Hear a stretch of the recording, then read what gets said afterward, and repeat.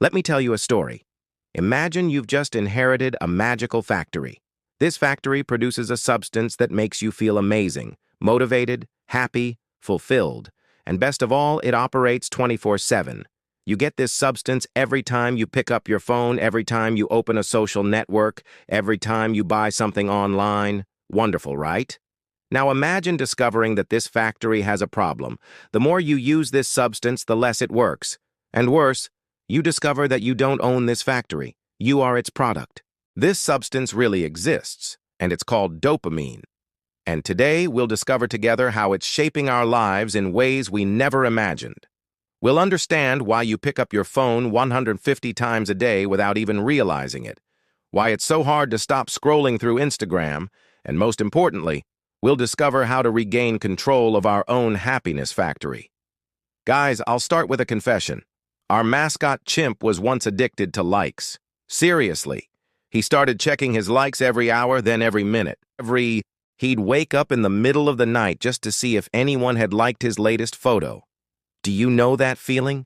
That's why you feel that delicious anticipation when you post a photo and wait for the reactions. That's why it's so hard not to look at your phone when it vibrates. Our brains are literally addicted to the possibility of reward, not the reward itself. And it doesn't stop there.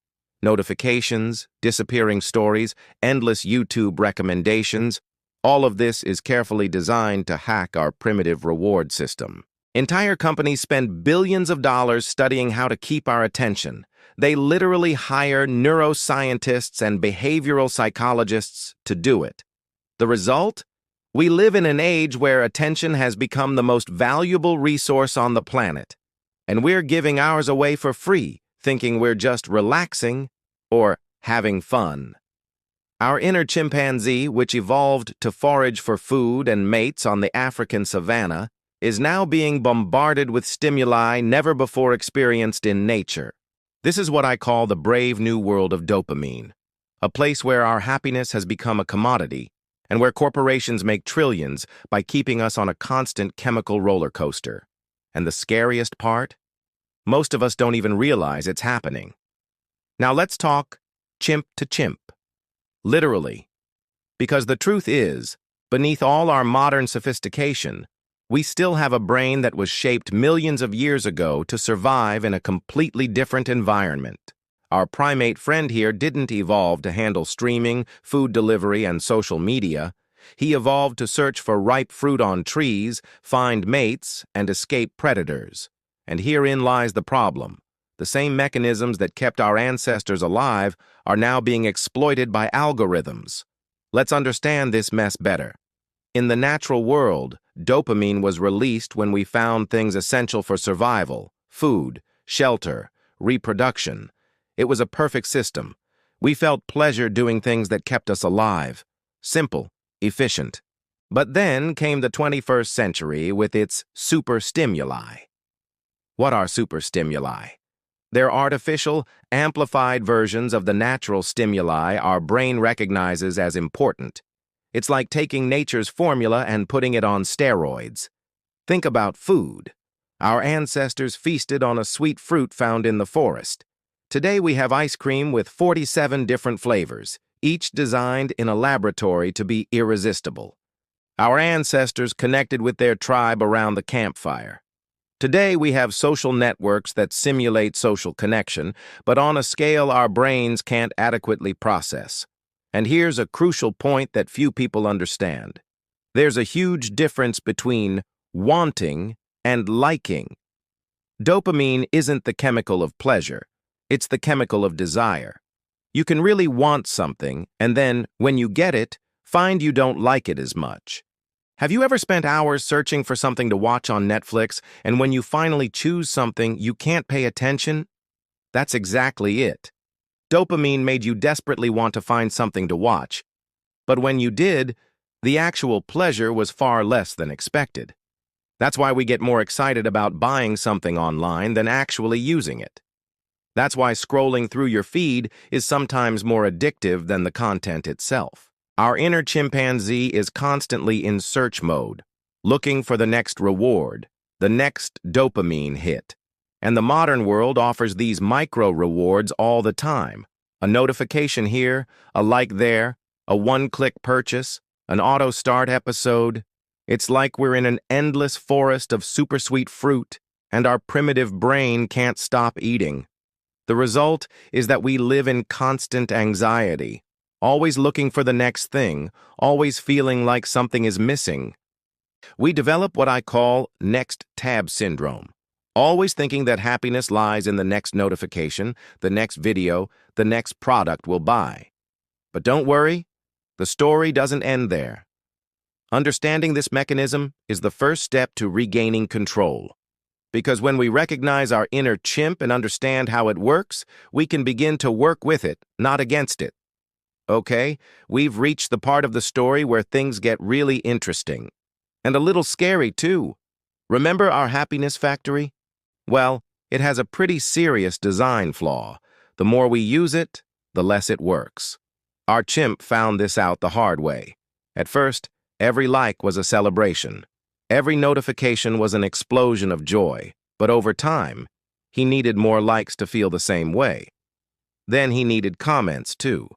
Then he needed shares. And in the end, not even 1,000 likes made him feel the way he did with the first 10. This is called dopamine tolerance, and it's exactly the same mechanism that happens with drugs. The brain adapts to the level of stimulation and needs increasingly higher doses to feel the same effect.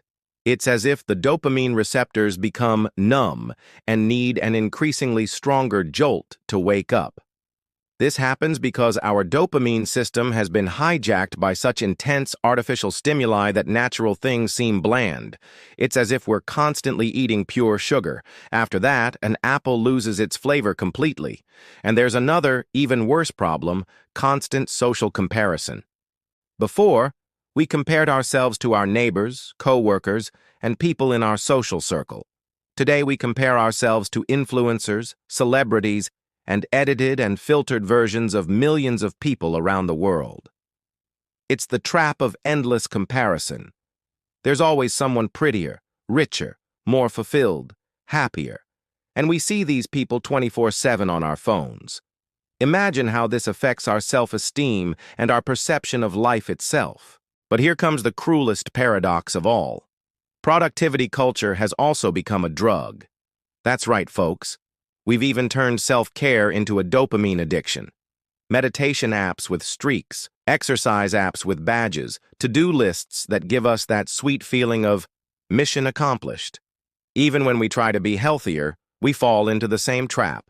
We quantify everything: steps walked, calories burned, hours slept, books read, consecutive days meditating. We turn our lives into a constant gamification, an endless quest for small digital rewards. The result is profound exhaustion.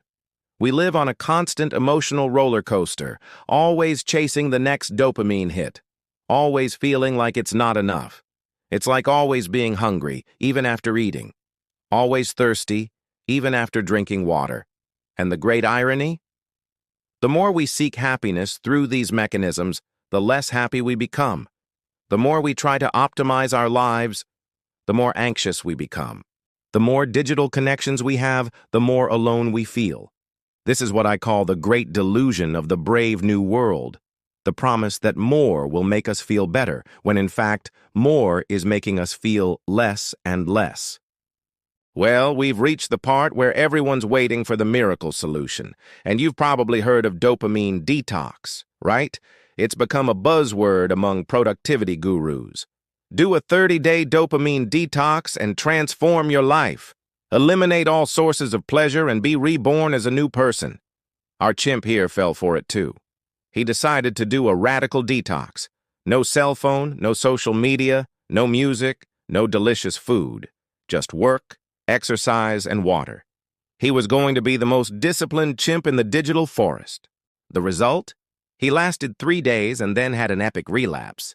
He watched 14 episodes of a show in a row and ate an entire pizza by himself. He felt worse than before and thought he was a complete failure. But here's the truth no one tells you.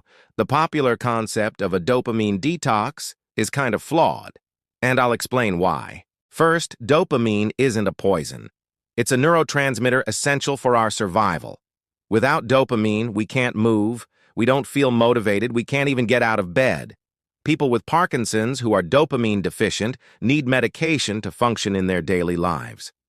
Second, you can't detox dopamine like you would alcohol or sugar. It's produced naturally by our brains and is involved in virtually everything we do: walking, eating, sleeping, working, and socializing. So, what's the real dopamine detox? What actually happens when we reduce artificial stimuli isn't that we stop producing dopamine, but rather that we give our receptors a break to recover. It's like giving your ears a rest after a loud rock concert. They need time to return to normal sensitivity. But here's the crux. Doing this radically and extremely rarely works. It's like going on a crazy diet where you cut out all carbs at once. It might work for a few days, but you're more likely to relapse even worse. The approach that actually works is more subtle and clever. Instead of eliminating everything at once, the idea is to create what I call healthy friction. In other words, placing small obstacles between us and the most addictive stimuli. For example, instead of deleting Instagram, how about logging out of your account? You can still access it, but you'll have to enter your password every time. It's a small hurdle that gives you time to consider whether you really want to log in or if you're just on autopilot. Another important point. It's not about depriving yourself of pleasure. It's about rediscovering more subtle and lasting pleasures. A face-to-face conversation with a friend, a walk without a podcast, a meal without a cell phone on the table, reading a physical book, watching the sunset. These analog pleasures may seem dull at first, especially if our dopamine receptors are addicted to more intense stimuli. But over time, the sensitivity returns. It's like being able to taste food again after giving up sugar. It takes a while, but when it returns, it's even better than before. The secret isn't to eliminate dopamine, but to consciously choose where it comes from. Instead of being held hostage by algorithms designed to addict us, we can choose activities that give us real and lasting pleasure. It's about regaining agency over our own happiness. Now let's talk about the best part of the story. Because after our chimp understood how this whole dopamine thing works, he made an incredible discovery. There are pleasures our grandparents knew very well, but that we've kind of forgotten in the digital rush. I'll start with a personal confession. When was the last time you allowed yourself to be truly bored? It's not that anxious boredom where you're constantly searching for something to do on your phone. It's that Zen boredom, where you simply exist without needing to consume anything, without needing to be productive, without needing to be constantly stimulated. Our chimpanzee discovered that boredom is actually a superpower. When we stop bombarding our brains with constant stimuli, something magical happens. We start noticing things that were always there, but our attention was too busy to notice. But here's the catch. After years of being bombarded with super intense artificial stimuli, these subtle pleasures can seem flat at first. It's as if our emotional palate has been corrupted by artificial sugar, and now we need to relearn how to taste natural things. That's why it's important to start slowly. One technique that works really well is what I call a micro-detox. Instead of radical changes, we experiment with small things. How about eating your breakfast in silence, just noticing the taste and temperature? How about walking to the bakery without headphones, just paying attention to the sounds of the street? Our chimpanzee started doing this and discovered a whole world of sensations he had previously stopped noticing. The smell of rain, the texture of fruit, the feel of warm water in a bath, the satisfaction of writing by hand, the pleasure of leafing through a physical book. And here's an interesting insight. These analog activities usually involve some kind of creative friction. They're not instantaneous like clicking a button. You need to invest time, energy, and sometimes even experience a bit of frustration. But precisely because of this, the reward is much more satisfying and lasting. Compare the satisfaction of liking a photo on Instagram with the satisfaction of preparing a delicious meal for someone you love. Or compare the pleasure of watching a video on your phone with the pleasure of learning a new song on the guitar. The intensity may be less, but the duration and quality of the pleasure are incomparably greater. Our primate friend also discovered that there's a big difference between entertainment and real fun. Entertainment is passive. You consume it. Real fun is active. You participate, create, and engage. And surprisingly, real fun is much more satisfying, even if it's more work. So the golden tip is this. Start introducing small doses of healthy friction into your routine. Instead of ordering delivery, how about cooking? Instead of watching someone play a video game, how about playing with friends in person? Instead of scrolling through travel photos on Instagram, how about exploring your own city on foot? Technology has brought incredible things to humanity. We can talk to people on the other side of the world, access all human knowledge in the palm of our hands, and create things our grandparents couldn't even dream of. The problem isn't technology itself. It's how it's being used to manipulate us. Our chimpanzee learned this the hard way. He didn't delete all his social media accounts or throw his phone in the trash. He learned to use them consciously, as tools that serve him, not as masters that control him. And how do we do this in practice? First thing, accept that we're all addicted to some degree. It's not a matter of willpower or discipline. It's a matter of understanding how our brain works and working with it, not against it. Second, stop looking for perfect or radical solutions. Real life is made up of small, conscious choices, every day, every hour. Sometimes you'll choose well, sometimes you won't. The important thing is to remain conscious of the choice. Third crucial point, create a supportive environment. It's much easier to make good choices when your environment is on your side. Keep your phone away from your bed. Keep the most addictive apps off the home screen. Turn off notifications. Keep books and musical instruments in visible places. But perhaps most important of all is this, redefining what it means to be productive or successful in this digital age. Today's culture sells us the idea that we need to optimize every minute, hack every aspect of our lives, transform everything into content. What if instead, true success was being present? What if it was being able to have deep conversations? What if it was being able to find pleasure in simple things? What if it was being able to be comfortable alone without needing constant external stimulation? Our chimpanzee friend realized that the new hero of the digital age isn't someone who can work 16 hours a day or has millions of followers. It's someone who can consciously choose when to connect and when to disconnect, when to consume and when to create, when to seek stimulation and when to embrace silence. It's about becoming the protagonist of your own dopamine story, rather than a supporting character in the story of corporate algorithms.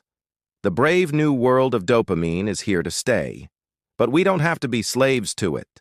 We can be conscious explorers, navigating this new territory wisely, creating our own relationship with technology and pleasure. And remember, you're not alone on this journey. We're all digital chimps trying to figure out how to live well in this weird and wonderful world we've created. The difference is, now you have the treasure map. But here's the most important thing I want you to take away from this conversation. There's no magic formula. There's no definitive hack. There's no 30-day solution that will solve everything. What exists is awareness, experimentation, and compassion for yourself. You are humans dealing with technologies designed by some of the brightest minds on the planet specifically to capture your attention. It's an uneven battle, but not an impossible one. And the first step to winning any game is understanding the rules. Now you understand the rules. You know how the digital dopamine game works. You can make more informed choices. You can regain control over your own happiness factory. And look, if our chimpanzee friend could do it, so can you. He still uses technology, still enjoys it, but now he consciously chooses when and how. He's no longer a slave to algorithms. He's a conscious user of tools. It could be something simple, drinking coffee without a phone, going for a walk without a podcast, or having dinner with your family without any screens on. Or it could be something bigger, reorganizing your phone, taking a break from social media on the weekend, or resuming an analog hobby you've abandoned. Until the next video, everyone. And remember, you are the protagonist of your own story, even in the brave new world of dopamine.